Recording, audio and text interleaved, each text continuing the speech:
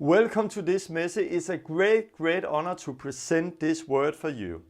You're going to be shocked. You're going to get your eyes open and you're going to hear something you have never heard before. You're going to see that we as the body today have turned everything upside down when it comes to what it is to be under the new covenant. We are not under the old covenant. We are under the new covenant. But because of that, we need to live a holy life because Jesus is so much greater than the angels. He's so much greater than Moses. And because of that, if we then, after receive the knowledge of the truth, continue in willfully sin, we can experience that we sin against the Holy Spirit as Jesus is speaking about. And there is no more sacrifice from our sins. So this is a really important message. And we're going to go through the book of Hebrews and you're going to get your eyes open. You're going to see that faith is the same as obedience.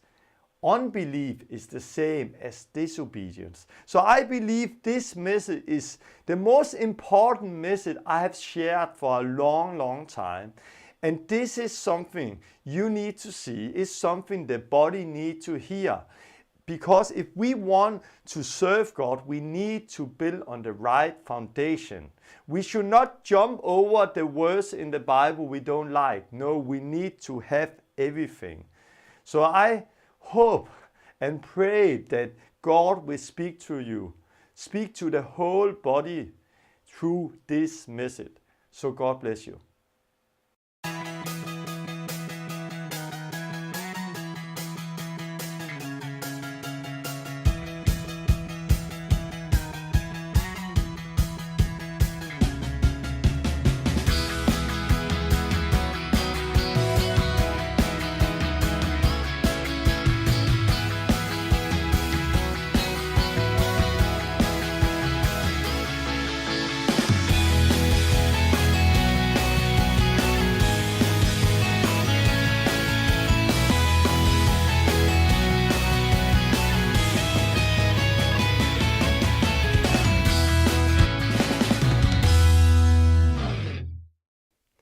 Welcome to the Pioneer School and welcome to this teaching.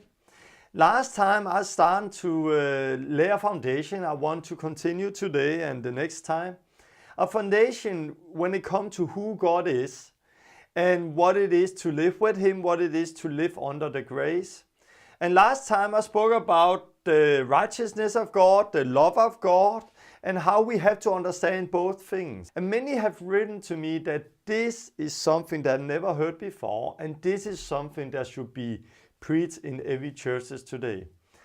And what I'm going to share today is also something many of you have never heard before. And it's really going to be an eye-opener for you today. And this truth is really something we need to get out to the church. What I'm going to share today also. And next time I'm going to continue and look a little more on how we live under the grace and how Jesus did not lower the standard, but He raised the standard up. And today and next time is really important because this is a foundation we need to build on. And then after I've laid this foundation, we continue in Luke 10, where I want to try to put everything together and how we can come in and practice what we have learned. We do not only want theology. There is a lot of theology, there is a lot of head knowledge, but we need actually to live it out, what we have learned. And Luke 10 helps us to come into that life, how we, everybody of us, can live this out. So I want to be more practical in the last part of the Pioneer School and put everything together. I want to say some testimonies. Always good with testimonies. Since last time we have seen people get saved, healed, baptized in water, Holy Spirit, because this is an everyday life. I want to share one of the testimony, a really strong testimony. A few weeks ago, I met a girl, 25 years old, who contacted me. And I went to her place together with some friends. And when I came to her, she was now laying in a bed in her mother's apartment. In a bed in a small room where there was only a little light in one corner of the bed because she was really sick. She had been laying in this bed almost non-stop for a month. She had only been up a few times. Her story is that she hit her head some years before with a car accident, and she was dizzy because of that.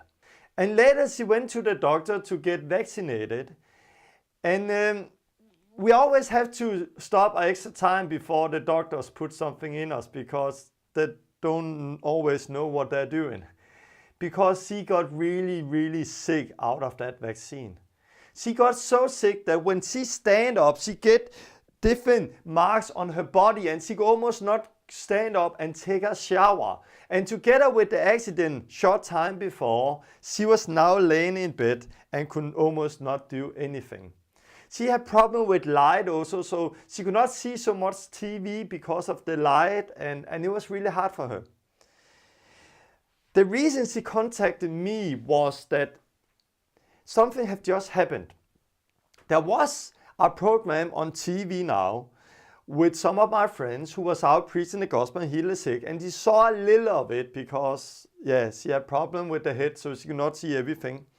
But she went to a website of one of my friends, and then she came to my website. And when she came from his website to my website and saw my logo, she just like, whoa.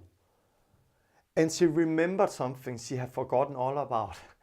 She remembered 5 years ago, she was out in her city, and there she met me. Because 5 years ago, she was shopping, and one day she went out of the shop. I walked to her. I stopped her, and I prayed for her. She had problem in the back. The legs went up, and the pain in the back was gone. She was healed. She always had the problem in the one leg and the back, and now she was completely healed. And she experienced the Holy Spirit in a way she had never experienced God before. And it did something to her. And she got my card with the banner from the website. But then she went home to a college where she was living, and the people there didn't understand anything about God. And it was so new for her, so she lost it. She was not saved at that time, but she had met God, and she got interested in God, but she lost that. And then the college where she was living burned down, and the card she got from me also burned. And then she forgot all about it. And then 5 years later, she was very sick, laying in the bed. And suddenly she came to my website and she remembered everything 5 years ago. And she was like, oh, I need to contact him. And she contacted me, and I went there with some friends. And that day, 2 weeks ago, she repented and got saved. And she really met God. And I said to my friend, who was also new in it, now you take her home and baptize her. And they have never done that before, but this is all about discipleship. So they took her home, and I went away because they don't need me. If I'm there, I do everything. They're not becoming disciples. So I left them, and they took her home and baptized her. And it was first time they did anything like that. After she came out of the water, something had happened, but she still had problem because she felt like, almost like a zombie. She had problem feeling love and joy because of her sickness. But the one who baptized her asked her, here I have a bag for your wet clothes, and she came with 2 bags and asked her which one she wanted. And she said, I just take this bag. And she took that bag, put the clothes, wet clothes in the bag, and went home. When she came home and took the wet clothes out of the bag, there was a paper in the bag. And she looked at that paper and she was like, whoa. And it was a Christian song. And when she started to read the text, she remembered that song. She had read that and heard that song 5 years ago when she met me. And everything became so clear for her when she read that. And she just started to cry and cry and cry and was set free. And the people who gave them the bag, didn't know there was a song in that. It was an accident because their daughter have used that song in a school. And she forgot all about it, and that song was laying in a bag they wanted to throw out, but suddenly she got that bag with her wet clothes with her home, and there was the song. And she got set free. The Holy Spirit touched her. 2 weeks later, a few days ago, I was back in a house there to have a meeting, and there she was, this girl. She was standing smiling, and she was standing in the kitchen and making dinner for us. Now she was not laying in a bed, in a dark room. Now she was standing in a kitchen in another house making dinner for us. And she said, 2 weeks ago, I got saved. I got born again. I got delivered, and I've got a new life, and I'm going to continue in Christ from this day on and forever. And she was so radical, and she was so free. And she could tell testimony how she had been so much delivered from what other people was thinking of her. And she was so bold now, and she experienced her freedom like never before. And the same day, she had just prayed for her mother who got healed in the hands. And her life was changed.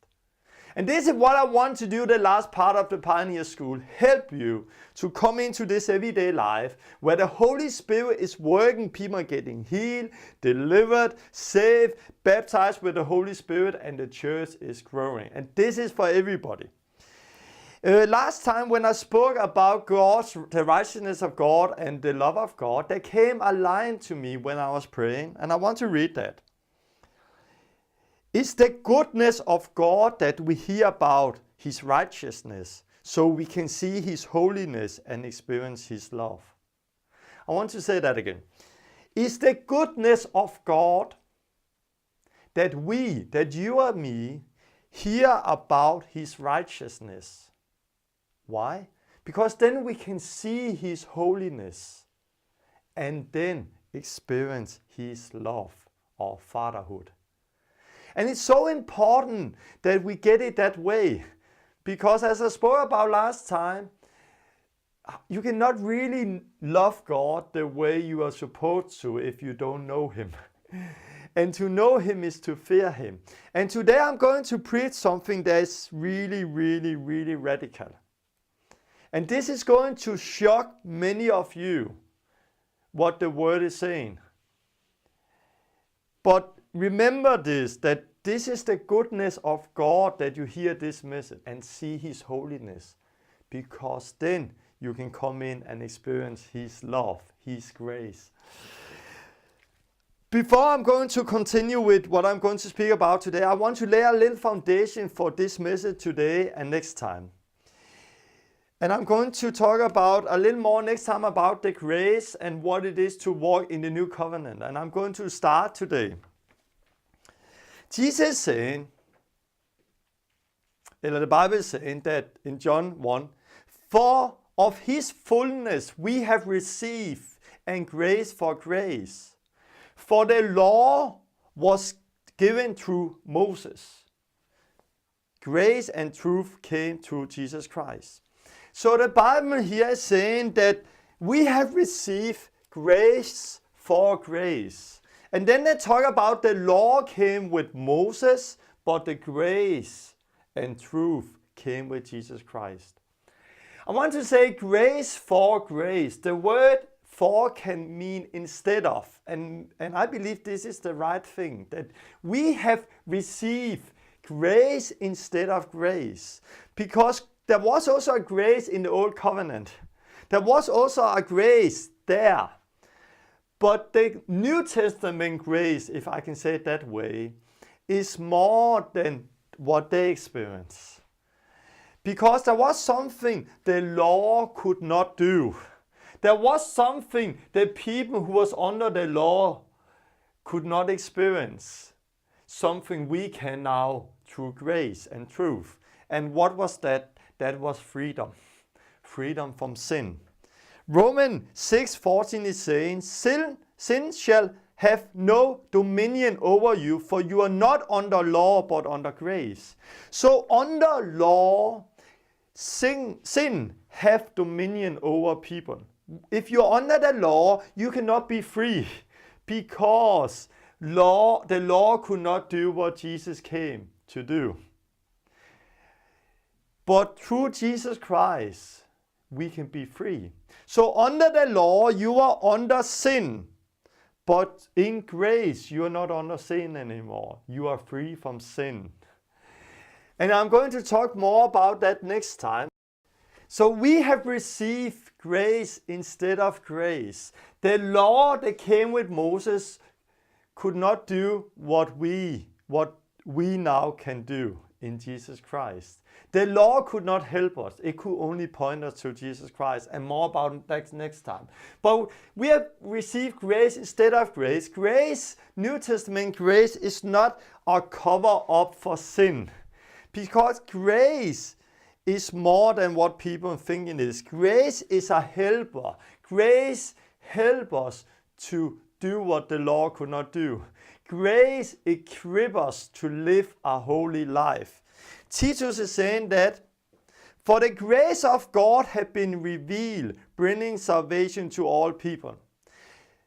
Instructing us, so we're still talking about this grace of God is instructing us to turn from ungodliness and worldly lust.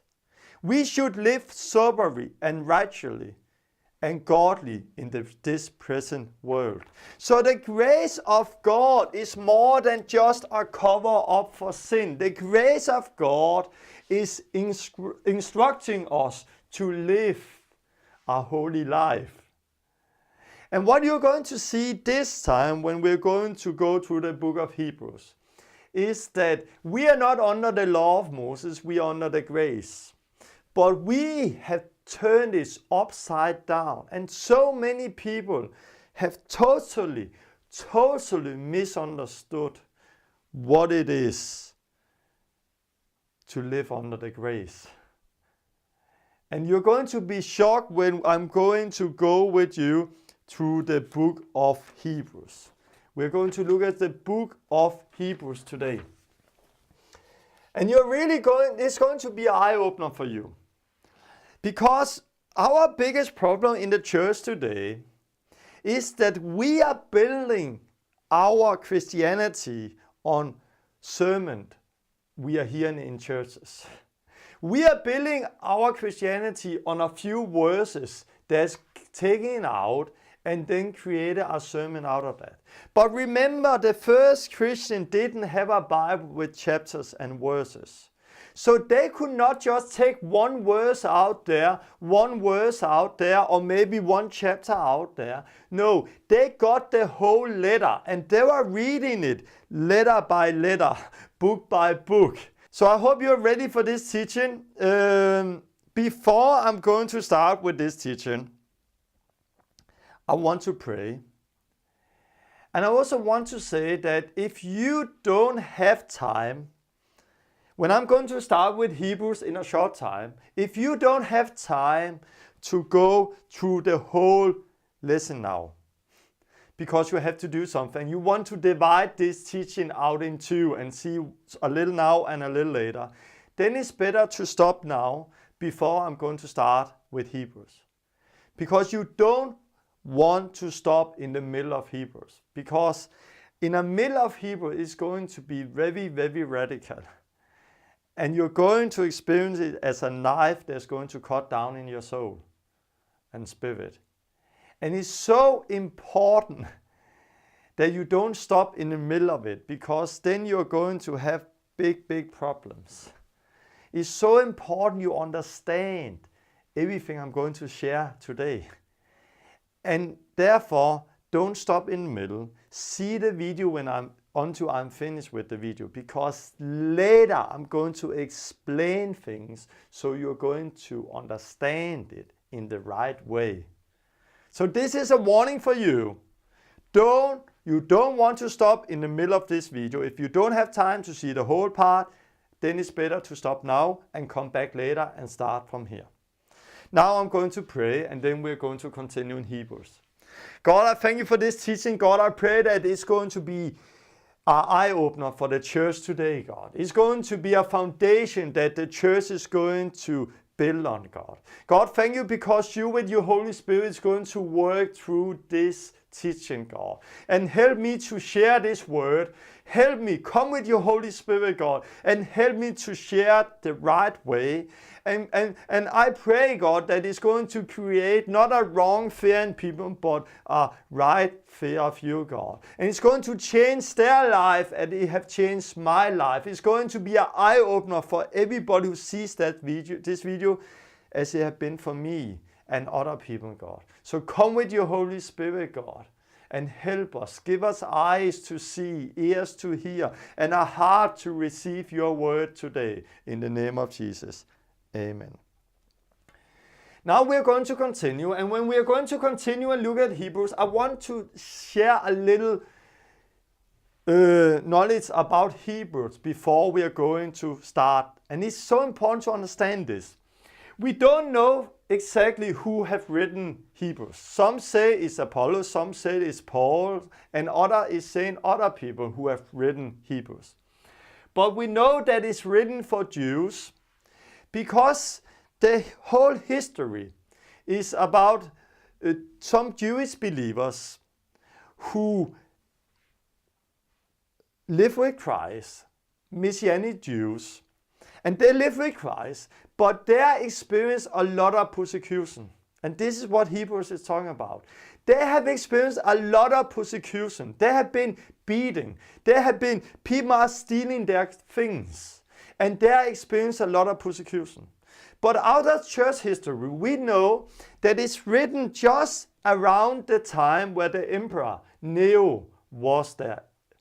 And when the emperor Nero, in the beginning, he started a persecution. Later, it became so much that he killed a lot of Christians. But here we see it's just before the persecution was going to be so hard that they're going to get killed, because later in Hebrews he said, you have cost you a lot, but not blood. So it's just before the persecution was so hard that people was getting killed because of their faith. But these Christians, these Jewish people, could easily get the persecution to stop. They just needed to do one thing: go back to the synagogue. Because the synagogue at that time was not persecuted the same way as the church. So if they have gone back to the synagogue, the persecution against them and their family would stop like this. And people, because of that, felt that it was a temptation, and some people went back to the synagogue. But to go back to the synagogue, there was something they needed to do. They needed to publicly deny Jesus.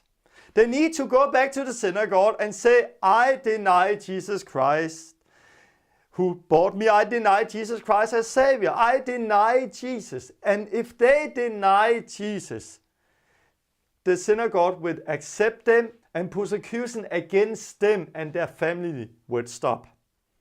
So this letter is written for those people to continue in faith. Don't go back, but continue in faith. Continue.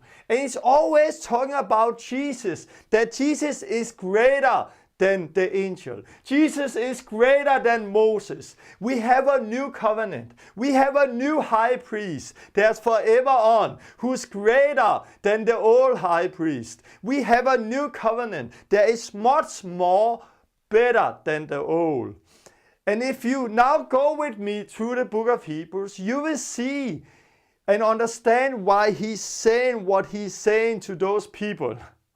He's saying what he's saying because they should continue in faith, continue in Christ. We have something that's stronger, that is better than the old covenant. We have something new, stronger, so don't go back. And this is what he's saying. And I want to say that I've been serving God now many years. And I know of many, many people who once have been living with God who don't do it today. because they got proud. They let a sin come into their life. They let a bitterness come into their life. And because of that, they are falling and do not live with God today. I know of many people in the churches who's getting lukewarm, and many is falling away from God. Why? Because of their teaching. Of course, we are living in the end time, so this is part of the time we're living in. But this teaching, if they have understood what I'm going to share today, they have not fallen away the same way as they did. And this teaching have changed our life and saved us, because we have gone through hard period. We have gone through desert period where it have been hard. Some years ago I wanted to die. It was really hard. But we never started to complain against God. We never let sin come in our life. We continued in faith. Why? Because of this teaching and this understanding. And I believe this is so important for the whole body, so we understand what it's all about, and so we continue in Christ and don't fall away. So this teaching can save your life. It can save many people's life. And now we're going to continue. Book of Hebrews. Chapter 1 is talking about that Jesus is the Son of God. He's the brightness of His glory and the express image of His person. So Jesus Christ is the express image of God. And then it's talking about that having become so much better than the angel, as He by inheritance have obtained a more excellent name than they.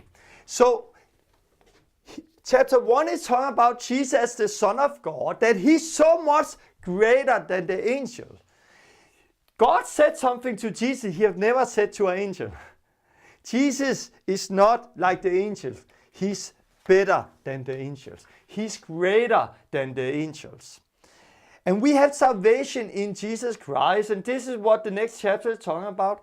But it's starting with this, because Jesus is so much better than the angel.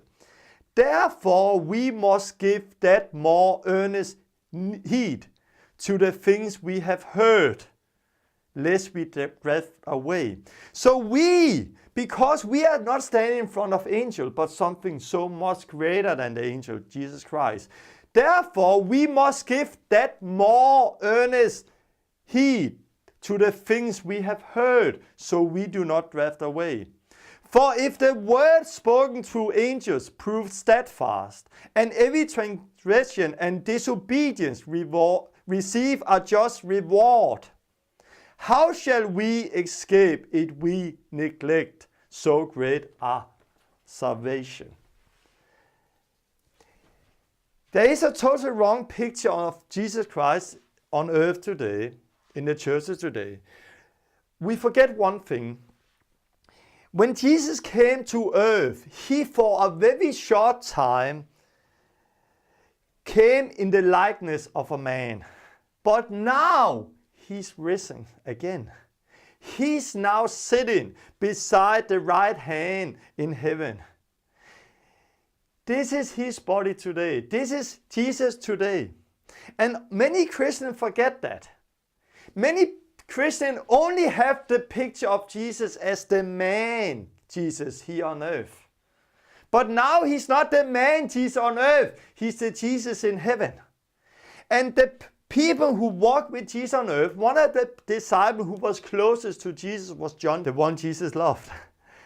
But John, when he saw Jesus in the beginning of Revelation in His heavenly body, he didn't go to Jesus like, hey, Jesus, my pal, give me a high five.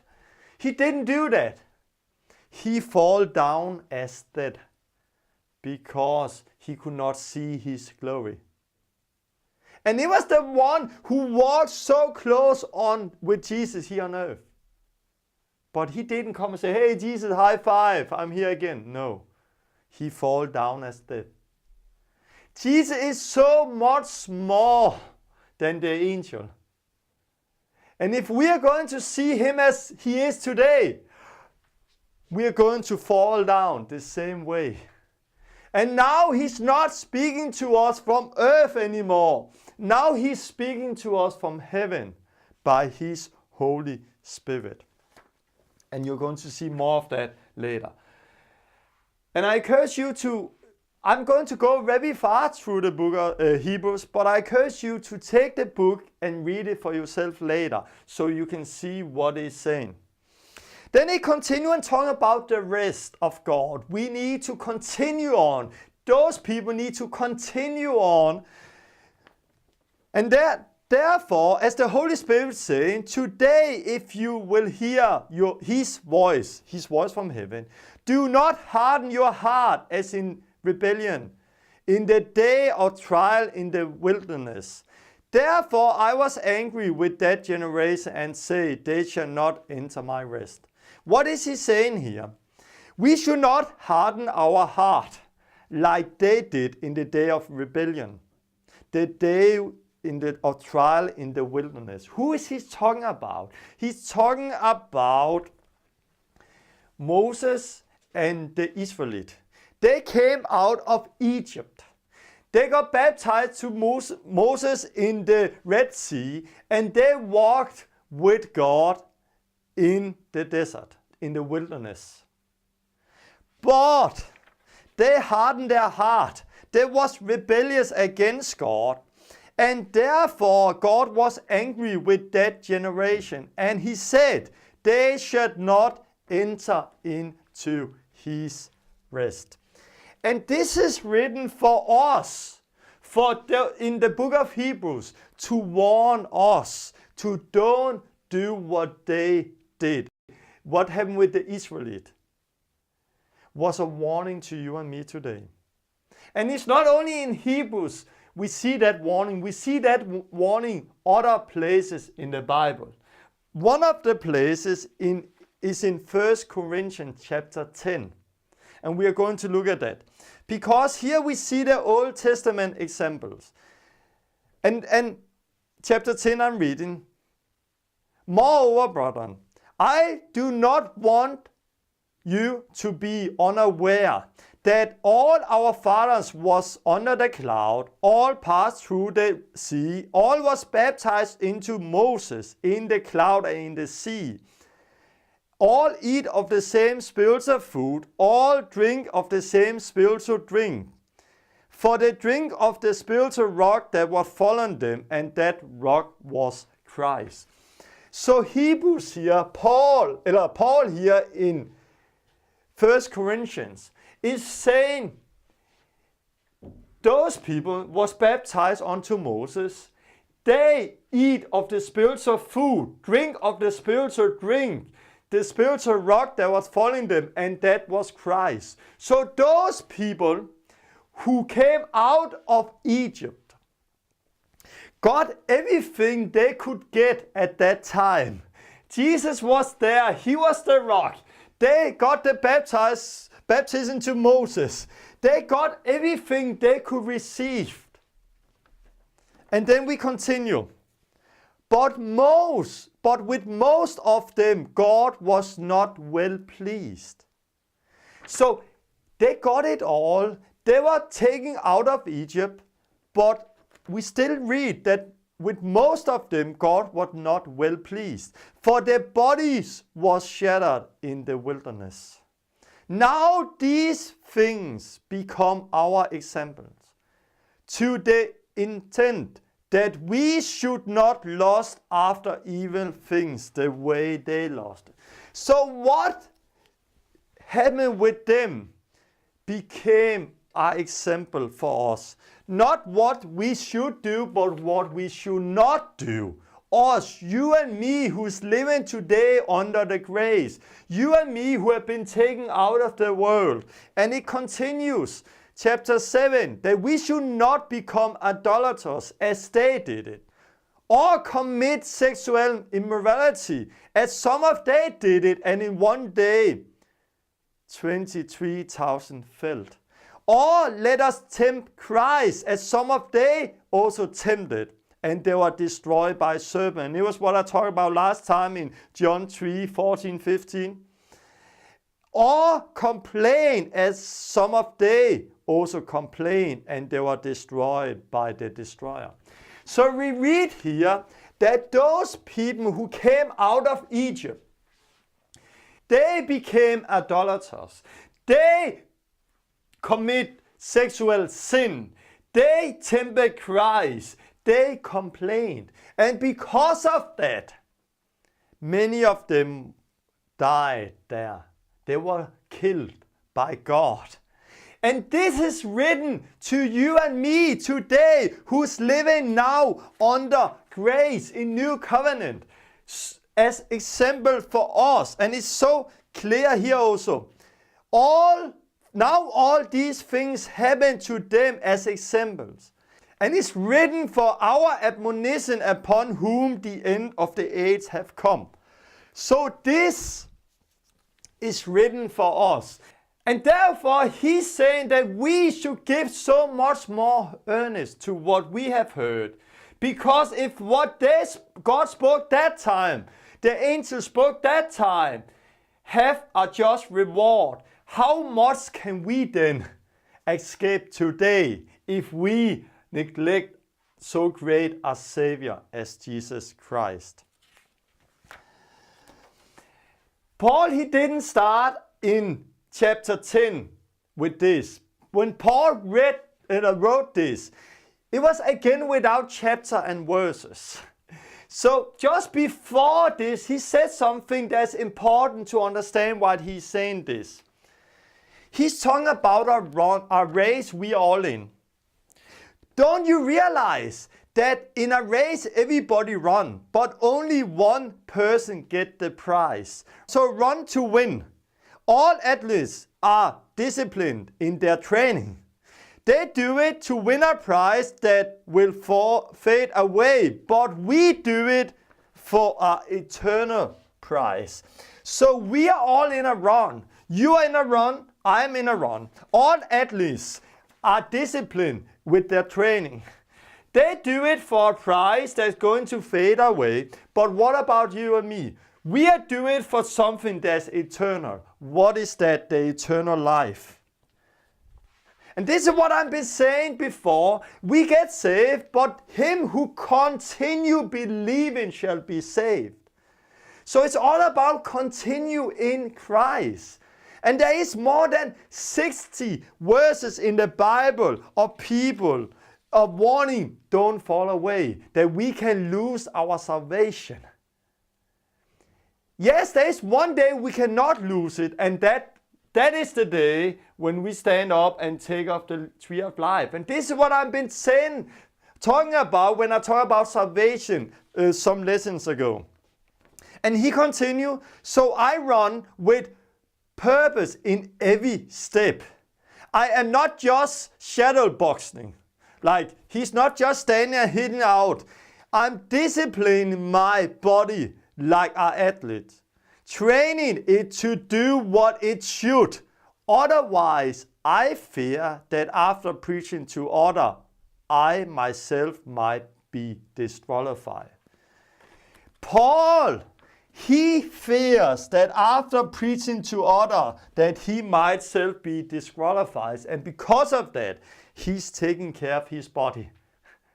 Because he knows he's in a run. And then after that, he came with this example. Be disqualified. If you are in a run, if you are doing sport and you are being disqualified, then you are out of the race. If you are disqualified, it's over and out, and you are not going to come into that race again. And then it continues with this, a warning again, a warning to you and me, and a warning to those people there to not fall away. Beware, brethren, lest there be in any of you an evil heart of unbelief. So we have to beware of an evil heart of unbelief in departing from the living God. So it's possible to fall away. It's possible to fall away from the living God. For we have become partakers of Christ if we hold the beginning of our confession steadfast to the end. And this is so clear. We, you and me, they are partakers of Jesus Christ if, there is a if there, if we hold the beginning of our confession steadfast unto the end. And then he continues, and he's going to say something really interesting, because he continues talking about that, don't fall away. And there you are going to see that in the Bible, faith is different than what we think faith is today. Today we have our religious classes. We think that we can believe one thing and do something else. But it's not like that. The Bible, when the Bible talks about faith, faith is not what we think faith is. Faith is obedience. And I've written down, and you're going to see it. Faith is obedience, and unbelief is disobedience. And you're going to see that clear now. I just show some scripture very fast. And he continued warning, and he said, and to whom did he swear that they would not enter his rest? But to those who did not obey. So they did not enter the rest of God because they did not obey. But then he continues, so we see that they could not enter because of unbelief. So here the author of Hebrews is saying that they did not enter because they did not obey. And it was because they did not believe, their unbelief. So he's talking about unbelief as the same as did not obey. And we continue in chapter 4, where it's talking about Jesus is our high priest. I'm going to come back to that. But the word of hearing did not benefit them because it was not united by faith. So he's talking about faith again. Those to whom it was first preached did not enter because of disobedience. So again, he's going between faith and disobedience. And one more thing here. Let us labor, therefore, to enter into that rest, that no man fall after the same example of disobedience. I hope you can see this. This is so clear. Here he's warning them to not fall away, to depart from the living God. And of course, if it was not possible to depart from the living God, there was no reason to say that. So, how can we depart from the living God if we have a heart of unbelief? But then he said that they did not enter because they didn't obey, because of their unbelief, because they didn't receive it in faith, because they were disobedience, because of their disobedience. So here you see the author is going between obedience, belief, unbelief, faith, and so on. And it's not only here, you read it through the Bible. Another place is really clear. Gospel of John, chapter 3, not verse 16, but verse 36. Try to listen to the Gospel of John, chapter 3, verse 36. And anyone who believes in God's Son have eternal life. Do we believe that? Yes. Everyone who believes in God's Son have the eternal life. Anyone who do not believe in God's Son will never experience eternal life, but remain under God's angry judgment. Do you believe that? Yes. But it was not what the Bible was saying. I was reading wrong here. The Bible is saying this in this translation. And anyone who believes in God's Son have eternal life. But anyone who does not obey the Son do not have eternal life, but remain under God's angry judgment. Can you see it? One place he talks about belief, and the next place he talks about doesn't obey. Because belief is to obey, not believe is to not obey. So when I do some teaching here, I've met so many people and talk about baptism, what another thing, who say, yeah, but I believe we are only saved by faith. I also believe that. We are only saved by faith to Jesus Christ. But what is faith? Faith is to obey Jesus. Jesus said, repent, get baptized, receive the Holy Spirit. If we believe in Jesus, we do what He tells us to. So faith in the Bible is obedience. And it's so important you see that and take off the religious glasses. The religious glasses that say that you can believe one thing and do something else. You are what you believe. You believe what you do. This is who you are. You cannot divide it. See what James is saying about that also. We need to see that and take the glasses off. Otherwise, each time we read the Bible, we will misunderstand it. And this is one of the biggest misunderstandings there have been. And because of that, people are lost. And it's so important to take and see what Hebrews chapter 3 and 4 is saying about that, and take a verse like John 3:36. In those chapters, it's saying that Jesus is our high priest. Jesus is our high priest. In the Old Covenant with Moses, there was high priest who once times a year came in with blood. Not their own blood, but blood for animals. But blood could not take sins away. It could only cleanse them outside. But then we have Jesus as now our high priest. There's greater than those high priests, because He's eternal. Those high priests, each time one died, they got a new one. But now we have one who's never going to die. So we have something that's so much greater, so much bigger. He's eternal. And He didn't come to the temple here on earth. He went to heaven. And one time for all, He came with His own blood. And with His own blood, He came into the holies of the holies in heavenly and gave His blood for forgiveness from our sins. The blood has power to forgive everybody on earth. And this is what the chapter is saying. So everything I have done, everything I'm doing is under the blood. I'm forgiven. Jesus came in one time for all with His blood, and He removed sins away from us.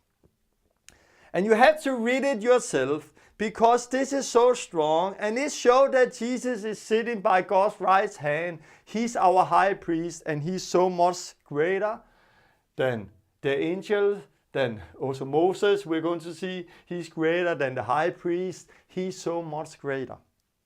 And this is the new covenant. And many of you have heard about this, that Jesus is our high priest and He died from our sins. And we can get forgiveness now because of that. But just after He talks about this, He continues in chapter 6. And now you're going to see something that's radical.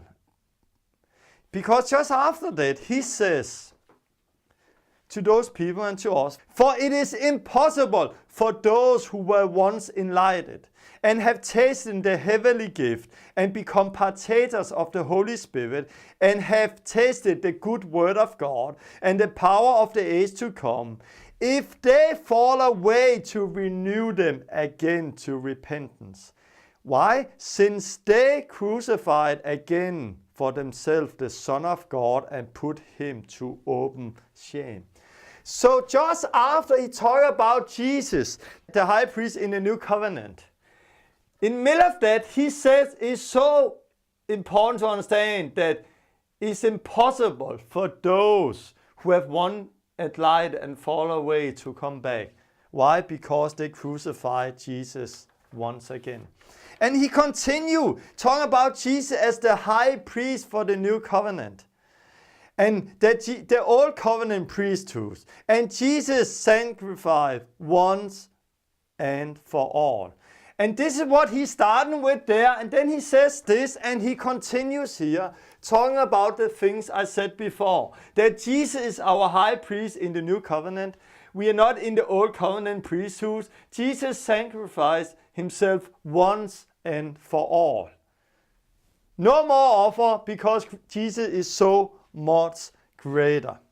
And because of that, therefore, brethren, having boldness to enter the holies by the blood of Jesus, by a new living way, not forsake the assemblies of ourselves together, as in the matter of some, but exhorting each other, as so much more than we see the day approaching.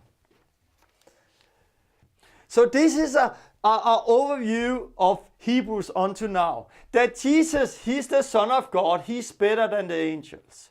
There's salvation in Jesus Christ. The people there didn't come into the rest because of their unbelief, their disobedience. And it's a warning for you and me who's living today. We have Jesus as our high priest. And it's impossible for them who have once been enlightened and fall away to come back, because they crucified Jesus again. And he continued then, continue in Christ, and talk about Jesus as the high priest, new covenant, the old covenant priesthood, and Jesus died one time for all. And then he continued that we have boldness to go in front of God. And now it's really going to be radical. And now I'm going to take some words. I'm not going to explain it from the beginning. I just want to go through what the rest of Hebrews is saying. And you're going to experience something and hear something you have not heard before. I think many of us have heard that Jesus died one time for all to forgive us our sin. And we like to hear about that. But just after he tells us that, he continued with this. Chapter 10, verse 26. For if we sin willfully, after we have received the knowledge of the truth, there is no longer remain a sacrifice for sin. Jesus died one time for all. He was the only sacrifice we have for sin. And he continued, if we therefore sin willfully after we have received the knowledge of the truth, there no longer remains a sacrifice for sin, but a certain fearful expectation of judgment and a fire indignation with award the adversary. So if we sin willfully after we have received the knowledge of the truth, there remains no more sacrifice for sin. And the only thing we have back is a fearful expectation of judgment. And this is radical. And he continues. Anyone who hath rejected Moses' law died without mercy on the testimony of 2 or 3 witnesses. So he says that after he says this, if we have sinned willfully, after we have received the knowledge of the truth, there is no more sacrifice for sins. The only thing is a fearful expectation of judgment. And then he said, anyone who rejected Moses died or 2 or 3 witnesses. And what he's talking about, if you sin willfully under the law, if you willfully sin, and there was 2 or 3 witnesses, you was going to die without mercy. And this is what he says. And then now you see that we are twisted everything upside down. Because we have always have like, whoa, it's so good I'm not under the law. It's so good I'm under grace. We are not under the law of Moses, where we are going to die without mercy if there was 2 or 3 witnesses if we have sinned willfully. We are not under that law. And we are like thanking God today that we are not under that. But look what he's saying. Of how much worse punishment do you suppose he will be true worthy for those trample the Son of God underfoot, counted the blood of the covenant which he was sanctified as a common thing, and insulted the Spirit of grace. So we are not under the law. We don't reject the law of Moses if we sin willfully after we have received the knowledge of the truth. We reject the Spirit of grace. So how much worse punishment do we then not deserve when we trample the Son of God underfoot and exalt in the Spirit of grace? Why? Because Jesus is so much greater than Moses. Jesus is so much greater than the angels. And because he is so much greater, we read this. And it continues. For we know him who said, vengeance is mine, I will repay. And the Lord says again, the Lord will judge his people. It's a fearful thing to fall into the hands of a living God. The Bible doesn't say it's a fearful thing to fall out of the hands of a living God, but it's a fearful thing to fall into the hand of a living God.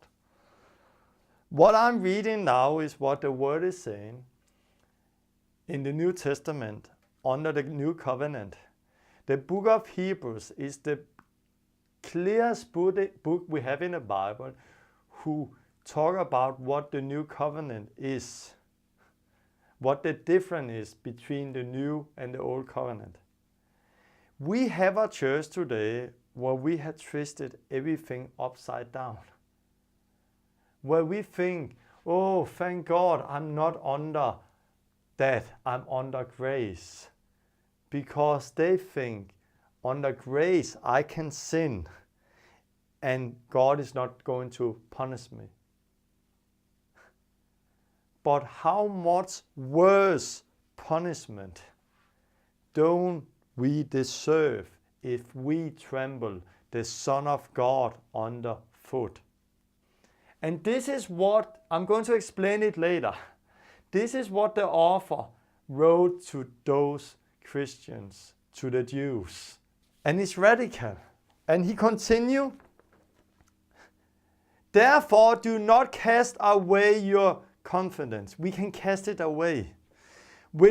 And it's talking about the confidence to come into the holies, which have great reward. For we need to have endurance, to that after we have done the will of God, that you may receive the promise, again the promise of the eternal life. And he's very radical, but he's still saying, but we are not of those who draw back to perdition, but of those who believe to the saving of our soul. So he's saying this radical thing, and at the same time he said, but we are not us here. We are not those who go back, but those who continue believing, so our soul is getting saved. And then he continues, Hebrews chapter 11, by faith. And if you understand all of this, those people didn't continue in faith, and they fall away. And it's written for us who live today. It was very bad examples. Many people came out of Egypt. We talk about like over 2 million people and only a few handful came into the promised land, came into the rest. This is what the Bible is saying there. But then it comes with the 5th chapter, where there is people like Sarah, like Abraham, like Moses, who gave up everything to continue. And we should have them in front of our eyes. So Hebrew chapter 11 is talking about those people. Chapter 12 is talking about the discipline of God. That God is disciplining us. That we are the true son and daughter of God. Experience that God is working in our life. And then it continues really radical again in chapter 12. And he continues, looking careful, lest there be any man that fallen away or fallen short of the grace of God. So it's possible to fall short of the grace of God. And he continued that we also should be careful of bitterness springing up, so many are defiled. And we should also be careful against fornication, that we should not be a profane person as Esau, who for one mess of food sold his own birthright. So here he's talking again, like he did there. Don't do like this. Don't do like this. Don't do like this. Don't do like this. And here he's continue. Don't let root of bitterness come in. Don't live in fornication. And don't be a profane person as Esau. Therefore, one mess of food sold his birthright. What is it with Esau? Esau and Jacob in the Old Testament, you read about it, that Esau, he came home. He had been out, he came home and was hungry. And Jacob had some soup, some food. And Esau said, I want this, give me that. And Jacob said, no. Okay, you can get it if you give me your birthright. And his attitude was like, okay, what do I need with my birthright? I'm so hungry, I'm going to die here. You can have my birthright, give me some food. And he gave away his birthright from one mess of food. And this is a warning for us. And it's written for us today. And it's written right after he says this and this, that if we sin willfully after we have received the knowledge of the truth, there remain no more sacrifice for sins. And the only thing that is back is a scary, fearful expectation of judgment. And then he takes Esau, and then we continue. For we know that even when he afterwards desired to inherit the blessing, he was rejected. So Esau came afterwards. I'm sorry, I want to have it, but he was rejected. For he found no place of a change of mind in his father, though he sought it diligently with tears. Esau sought it with tears, but he didn't get it back. It was gone. He was disqualified. It was over and out. And so important you stay with me. I know it's radical, and I know many of you are thinking, but I'm also lost. I have sinned willfully. And it's so important you stay with me now and let the Holy Spirit work in you. Let the word cut down and work in you. I'm going to explain this later. I'm going to explain it. And then he continued afterward, talk about the new and old covenant again.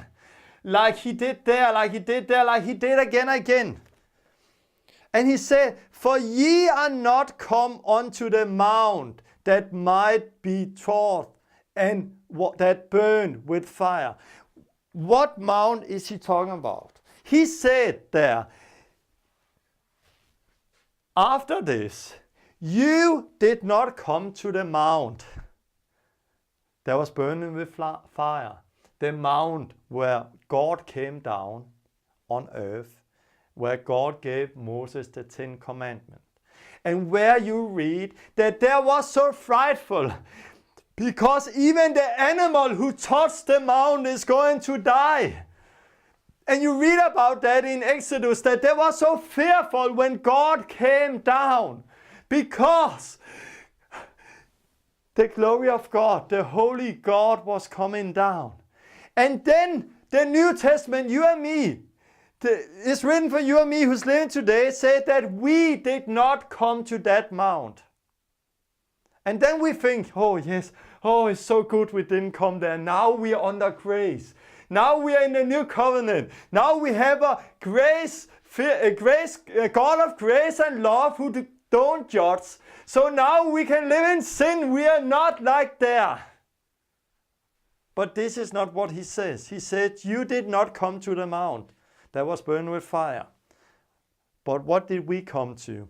Ye are come unto Mount Zion, and unto a city of the living God, the heavenly Jerusalem, and to Jesus, the mediator of the new covenant. No, we didn't come to that mount where Moses came down, where people was fearful, and even the animal who touched the mount was going to die. No, we came to something that is much bigger than that. We came to the Mount of Zion, to the heavenly Jerusalem, and to Jesus Christ. And it continues. See that ye refuse not him that spoken. For if they escape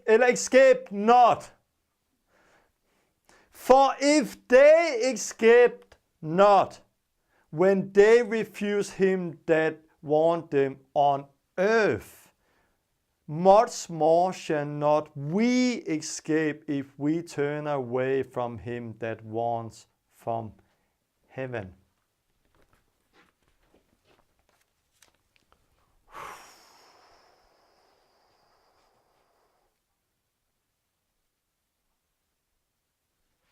And he continues. Therefore, receiving a kingdom that cannot be shaken, let us have grace, whereby we may offer service when pleasing to God with honor and godly fear. For our God is a consuming fire, as I spoke about last time.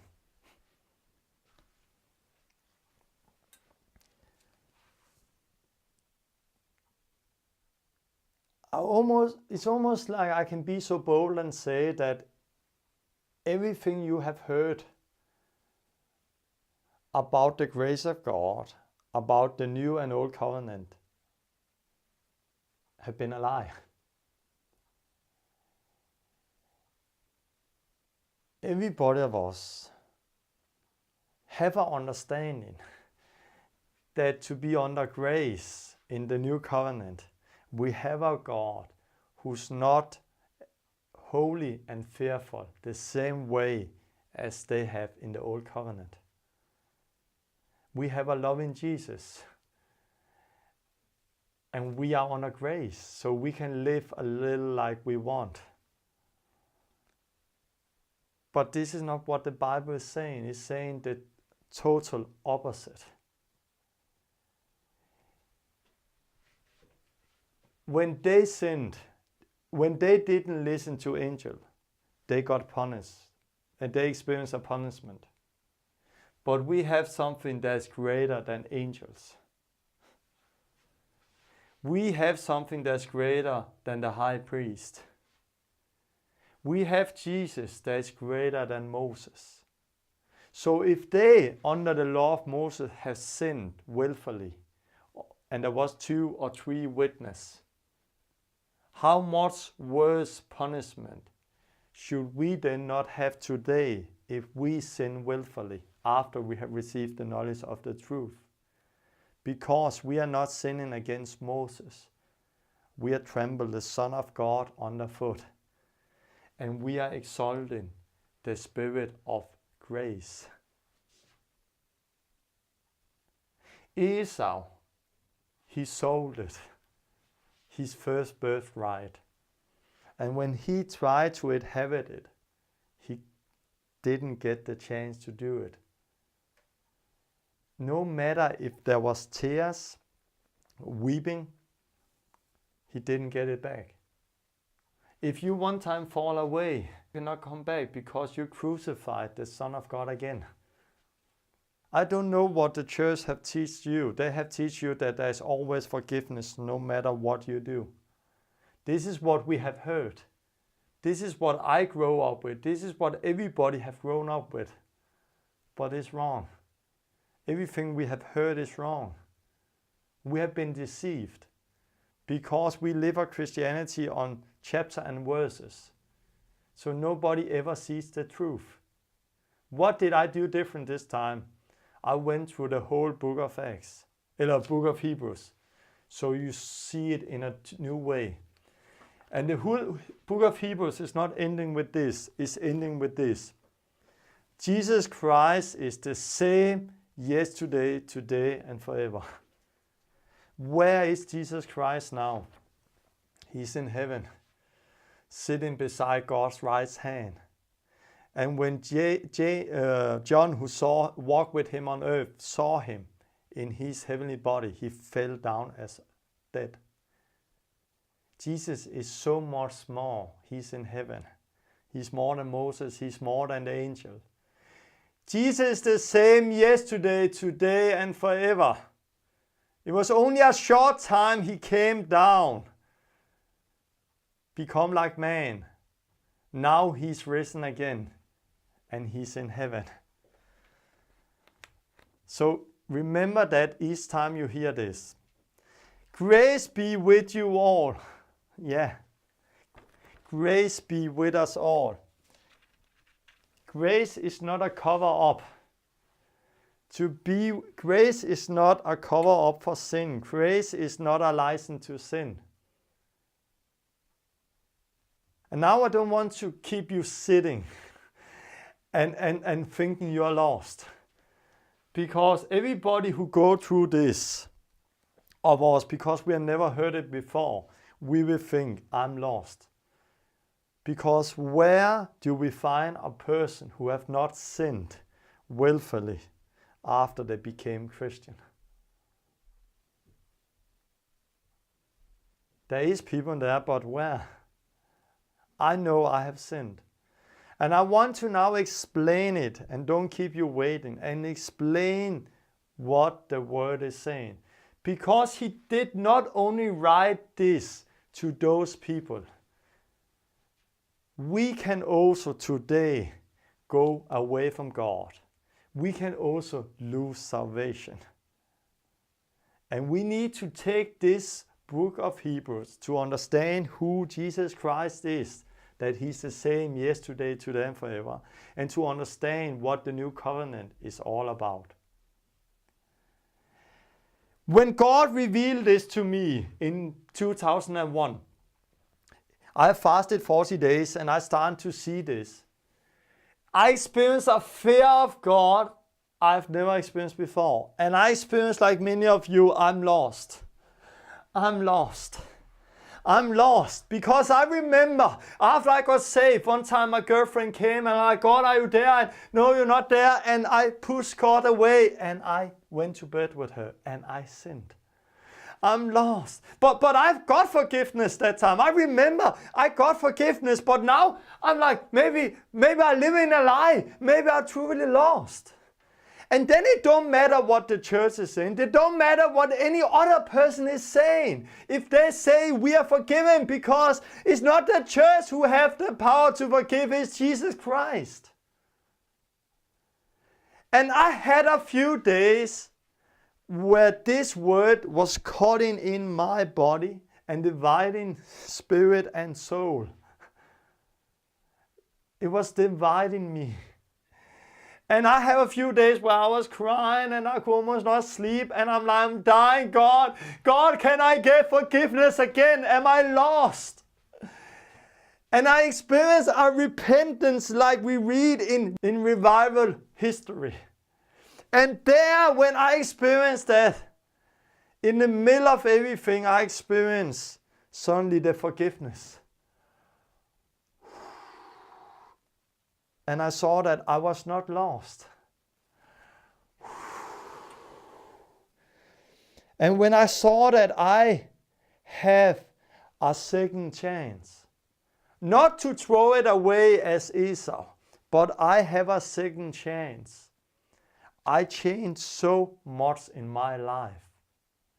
Before I was walking out here in one side, a little willfully sin here, a little sin there, and playing with sin because I was under grace. But then I saw, no, I get one more chance. I cannot continue there. And I turned away and I started to live radical. I started to live a new life. And my focus on Jesus became so much stronger because this is what the Bible is saying in the end. Look at Jesus. Have him in front of your eyes. Don't give up. And I understood so much. And this experience, radical experience, changed my life.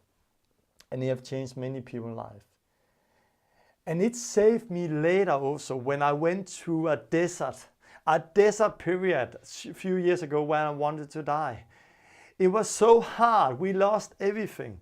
But of course, I didn't start to tempt God. I didn't start to complain against God. Why? Because I fear God. I fear him.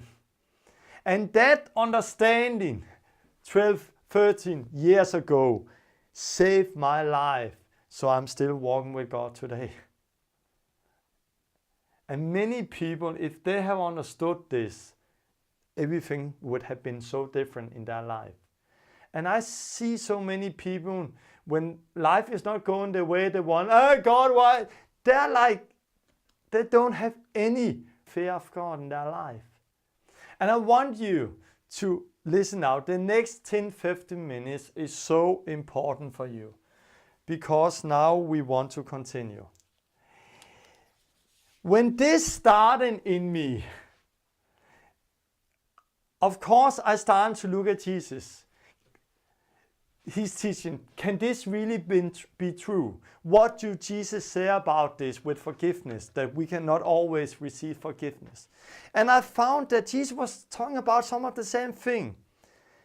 And any one of you who speak a word against the Son of Man, it shall be forgiven him.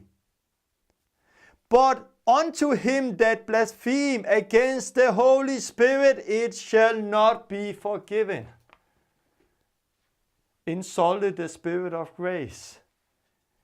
Everything, every sin we have done when we come to Christ can be forgiven. Every sin we have done can be forgiven no matter what. But if we sin against the Holy Spirit, we cannot experience forgiveness. And this is some of the things Jesus also talking about. If the salt loses its flavor, it's not going to be salt again. It's cast away. If you put your hand on the plow and look back, you are not fit for the kingdom of God. Jesus is talking about something like this. And then it's like, okay, Jesus saying this. Is there other people who saying that? And I saw Judas was saying the same. And Peter, here we read about Peter. He says, and when a person have escaped from the wicked ways of the world by learning about Lord and Savior Jesus Christ, and then get tangled up with sin and become its slave again, he is worse off than he was before. It would be better if he had never known about Christ at all than to learn of him and then afterward turn his back on the holy commandment that have been given him.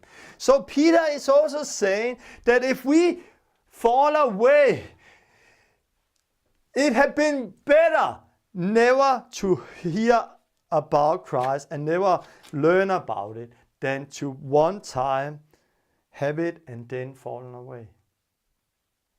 And this is almost like Hebrews 6. But and then is the example in the Bible, in the book of Acts, where this was happening? Yes, there is. Chapter 5. Ananias and Sapphira. Ananias and Sapphira, we read about a man and a wife who had some money and they wanted to give some money to the church, to Peter. But they at home decided to, no, we don't want to give it all. So they took some of it and laid it away. And then they came in front of Peter and they lied and said that this is all the money we have. But they didn't lie to Peter, they lied to the Holy Spirit. And because they lied to God, to the Holy Spirit, they sinned willfully. They fall down dead at once. Both of them. First the one and then the second one came and the same thing happened. And we just read it, Ananias and Sapphira. And Ananias came first.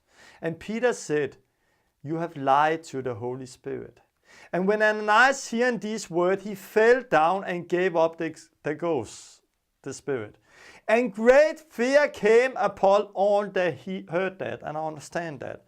But Peter, and then his wife come, and Peter said to her, why is it that you have agreed together to try the Spirit of the Lord?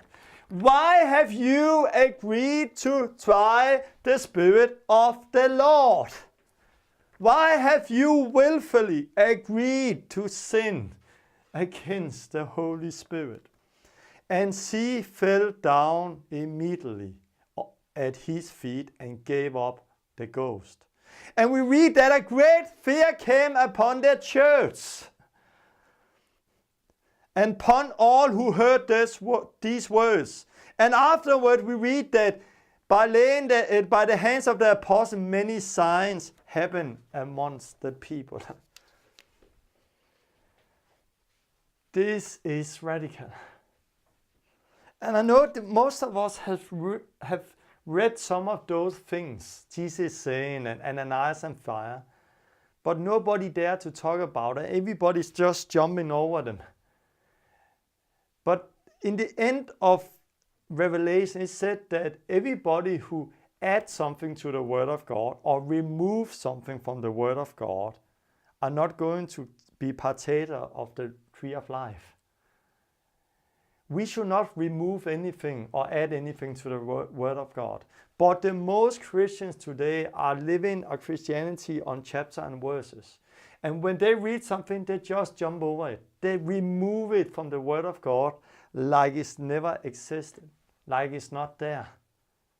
But we cannot remove anything from the Word of God. Are you lost? I thought I was lost at that time because I have sinned. I want to say something really important now. I want to say that I don't believe that God revealed this truth to us to show us that we are already lost. And there's something important you need to understand here. If we sin willfully after we have received the knowledge of the truth, what is the knowledge of the truth?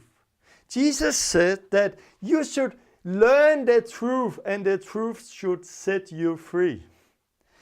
The knowledge of the truth, I believe, is more than just raising your hand and come to the meeting. I believe it can also be more than getting baptized in water and speaking in tongues.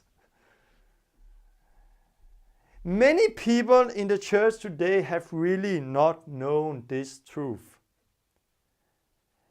While I've been teaching, If you are thinking back, oh no, I have sinned willfully, I have done this, I have done this, I have done this, I would never have done that if I had known this, then it just shows you that you have not known this, that you have not received the knowledge of the truth.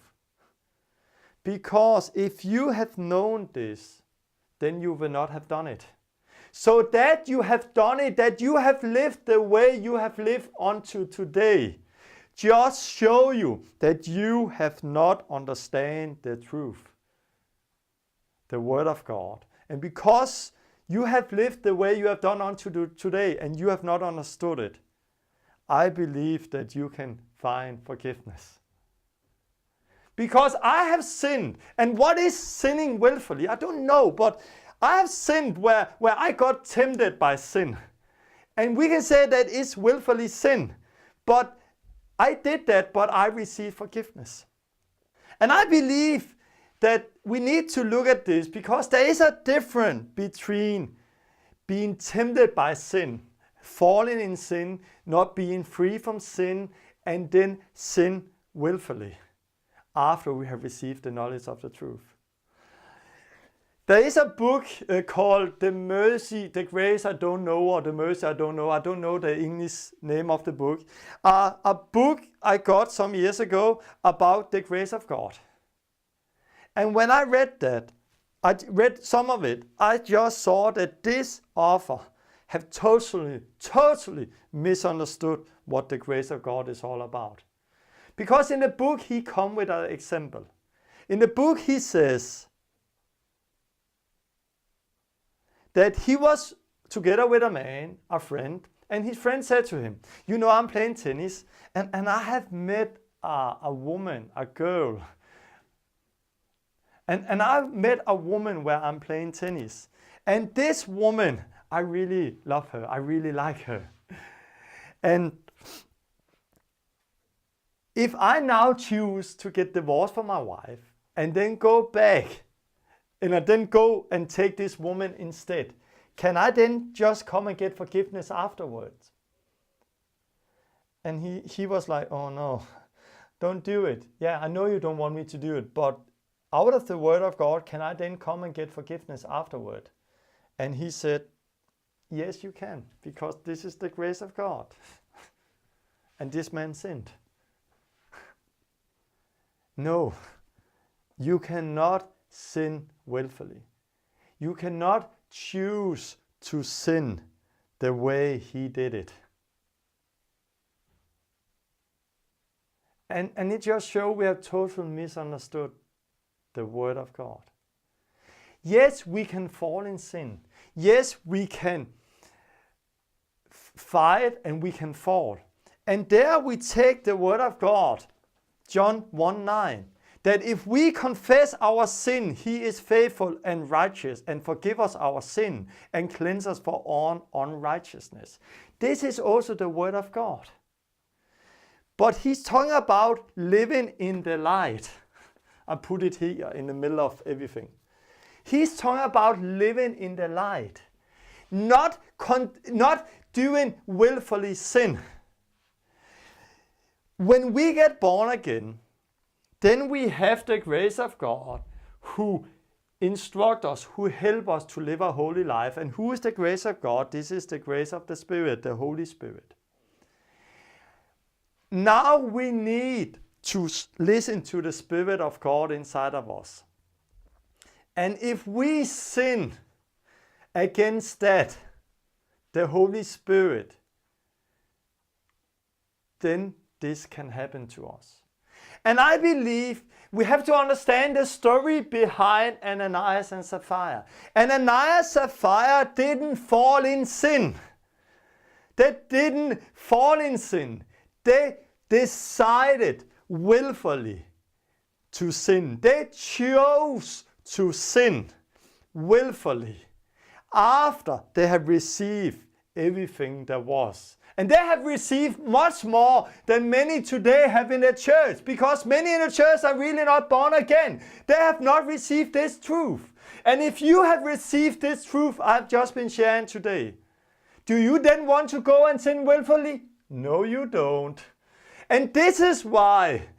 This is not for you. You are forgiven because God don't show you this to show that you already condemned. God show you this to show you that you have not understand what it's all about. You have not understand the truth. But when you have now understand this is going to change your life radical. The same way it changed me, where you don't live in like la la la la anymore, but you live a radical life. You turn away from sin and you live holy and you read the word, you pray, you fast because you know you have to focus on Jesus. When you know that, you are going to experience a freedom from sin.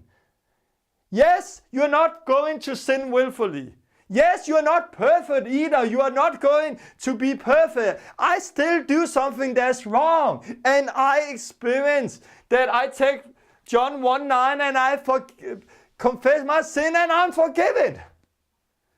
But there's a difference between doing something that's wrong and experience the Holy Spirit or fall in sin and the Holy Spirit, oh no, I should not have done it, and the Holy Spirit is working in me afterwards and while it's happening. And what Ananias and Sapphira experienced. What did they do? They have the truth and then they said, let's do this. Let's go now and take some money and keep it. And I believe there the Holy Spirit said, don't do it. And they felt that the Holy Spirit was working in them. Like maybe you feel now when you're hearing this teaching, this is the Holy Spirit in us. And then like, oh, I should not do it, I should not do it. No, let's do it anyway. And the Holy Spirit said no. And they decided and they walked the whole place. And I believe the Holy Spirit said, don't do it. If you do this, you are lost. Don't do it. But they decided and said, don't do it. And they still decide that they want to do it. And the whole way, and when he came, Ananias in front of Peter, the Holy Spirit, I believe, have said so strong to him, don't do this sin. Don't choose willfully to do this. You know the truth. If you do this now, you are trampling the Son of God underfoot. You are insulting the Spirit of grace. And I believe the Holy Spirit was shouting at him, don't do it. And Peter gave him a second chance. He said, is this all the money you came with? He could have listened to the Spirit and said, no. And there, of course, there's forgiveness. There's forgiveness no matter what they've done. But he took the last step after receiving this knowledge, after the Holy Spirit have worked in him. He took the last step and said, yes, it is. And because there the Spirit of God was so strong upon the first church, the judgment came so much faster. And you can see that if you make a study in the Old Testament, that you more the presence of God is there, you faster is it going to come.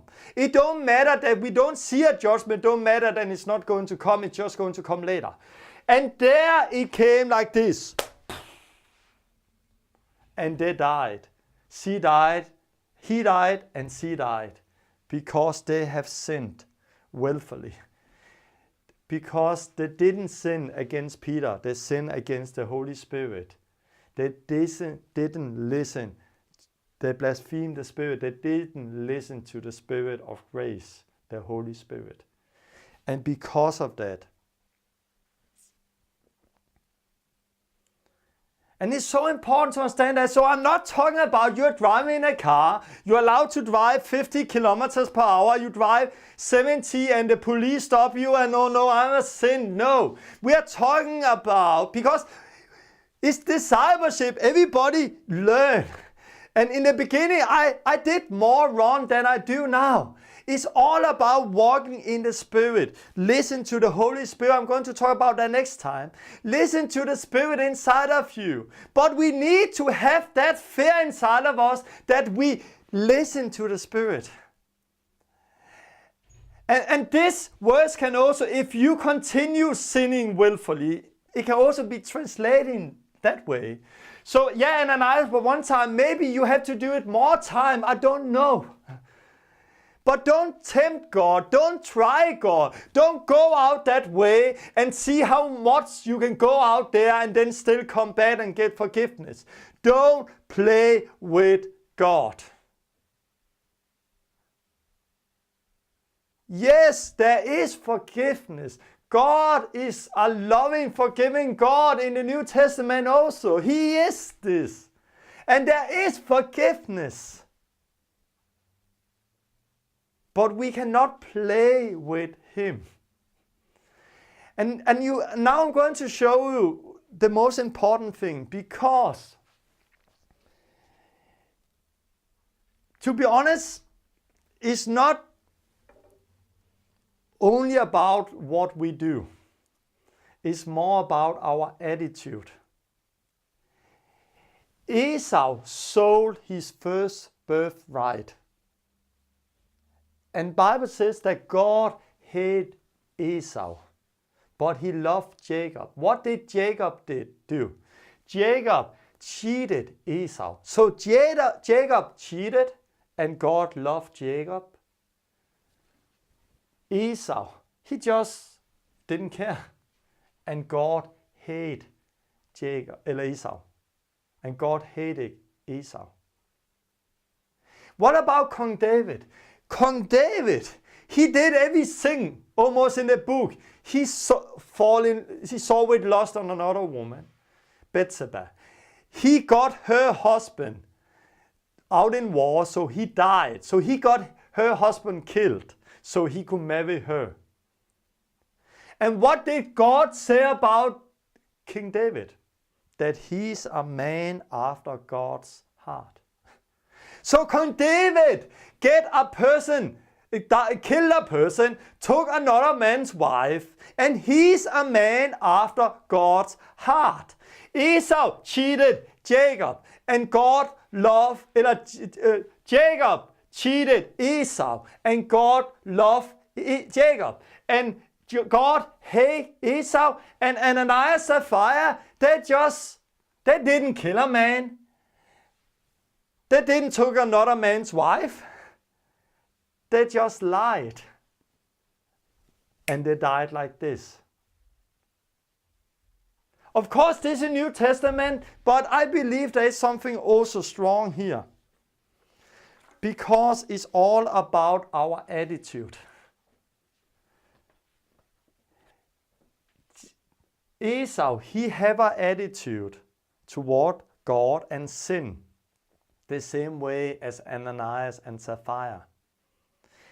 Jacob, King David, he had an attitude towards sin that immediately he saw that he had sinned when the prophet Nathan came and showed him that he had sinned. He didn't start to like, oh, it don't matter. No. He really feared God and he fall down on his knee. Oh, I have sinned against God. He was very, very fast to repent. And because he was very fast to repent, he received forgiveness. Because he was not like the other who didn't care. Look what Psalm 103 is saying. For as heaven is high above earth, so great is his grace toward them that fear him. As far as east is from west, so far had he removed our transgressions from us. I want to read this again. As the heaven is high above the earth, so great is his grace toward those who fear him. It's all about our attitude.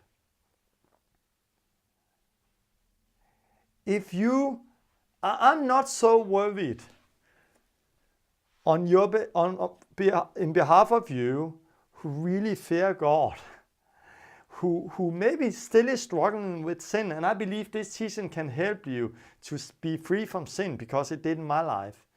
I'm not so afraid on your behalf who want to do the right thing, who's struggling.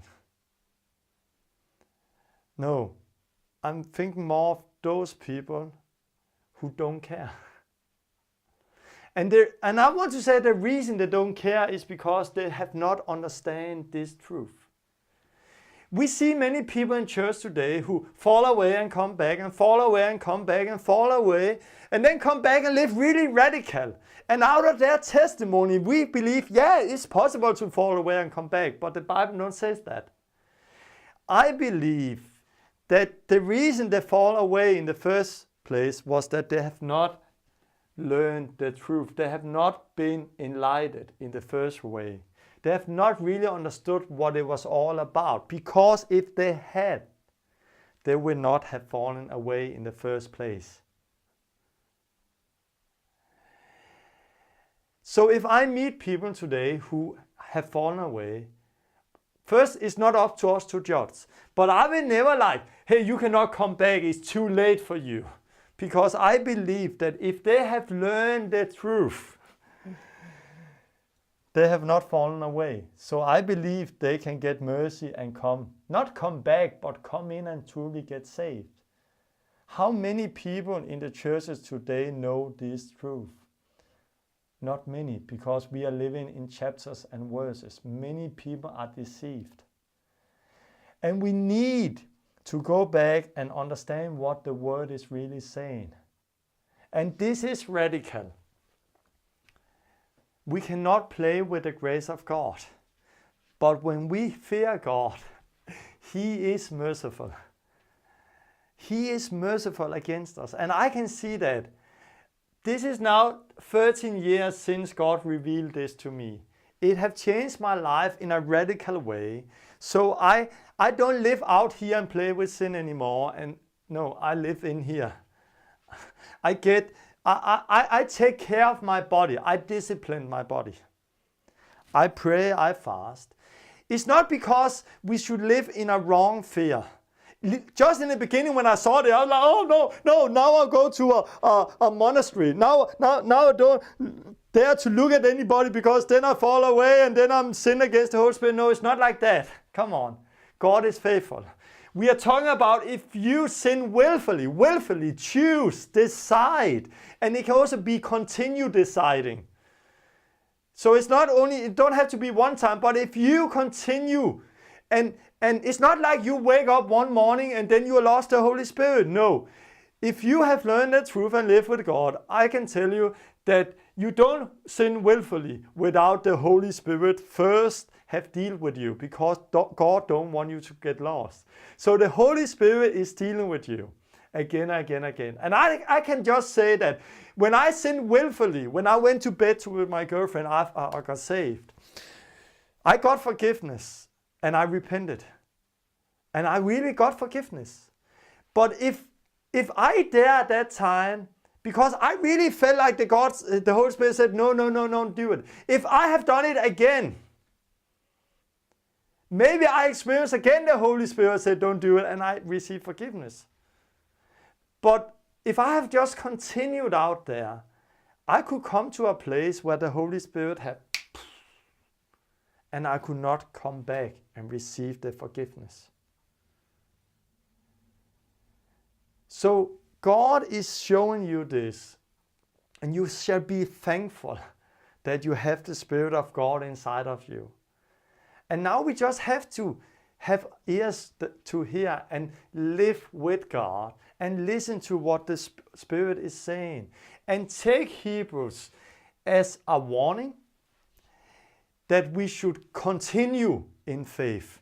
We should continue earnestly in faith and have Jesus in front of us as the one who continued. And look at the people who in Luke 11 who have walked in front of us. Look at them, look at Jesus, and continue in faith. If you do that, you're going to continue to the end. And you are one day going to stand in front of God.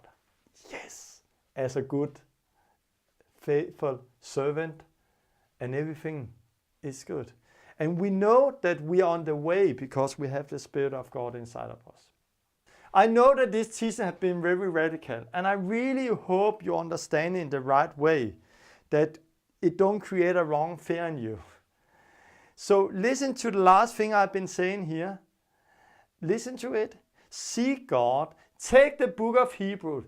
Read it through for yourself. Read it through with your own eyes. Read the whole thing. Only 13 chapters. Read it through. Pray that the Holy Spirit will show you what it's all about. And then if you have questions, you can come with these questions to me. And next time I'm going to talk about how we live the life in grace in the new standard. And there I can answer some of the questions.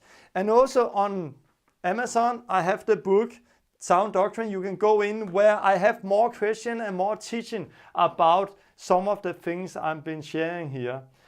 And I hope that it's going to help you. I will stop now and let's get this radical teaching out, because this is not my words. It's not me who says it. It's the Word of God. So let's get this out so people understand what it is to live with Jesus Christ. What it is that Jesus Christ is the same today, yesterday, today, and forever. Yes, God is a consuming fire, but He's also merciful. He's so merciful against those who fear Him. So we can be His children and we can experience forgiveness. And remember, walk in the light, and when you sin, confess your sin and He forgives you. God bless you.